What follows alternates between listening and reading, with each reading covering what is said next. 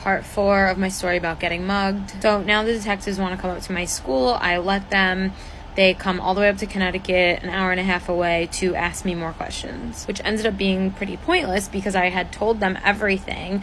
But the questions they asked me when they came to my school were things like, could this be an ex-boyfriend? Is there someone who would want to hurt you?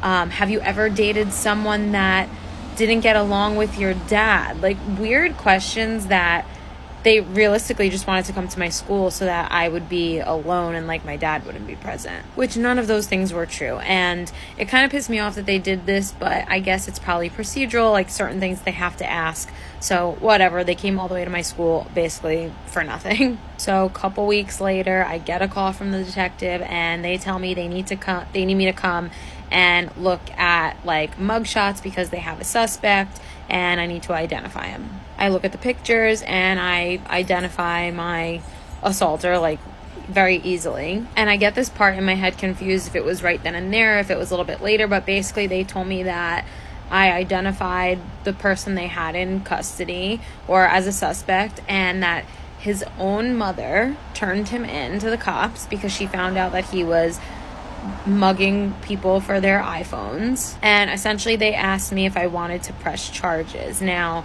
the court date, they told me when the court hearing would be, and the hearing would have been on a day that I was supposed to be in Mexico for my senior year spring break of college. So I opted to not press charges.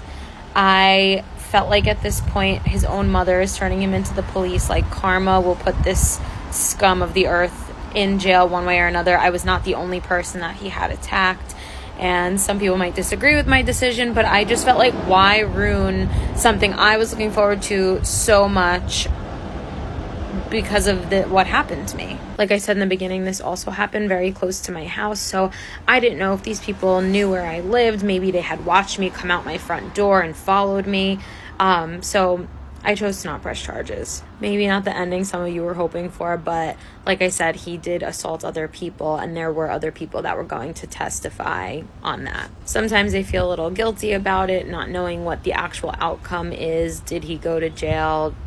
I don't know, but it is what it is now. So point of this story, with hot girl walks being the latest trend, just make sure to be safe. I know you're supposed to really listen to like a podcast on those walks. Maybe keep one headphone out, don't have your volume too high. Just stay safe, be aware of your surroundings, and be very careful.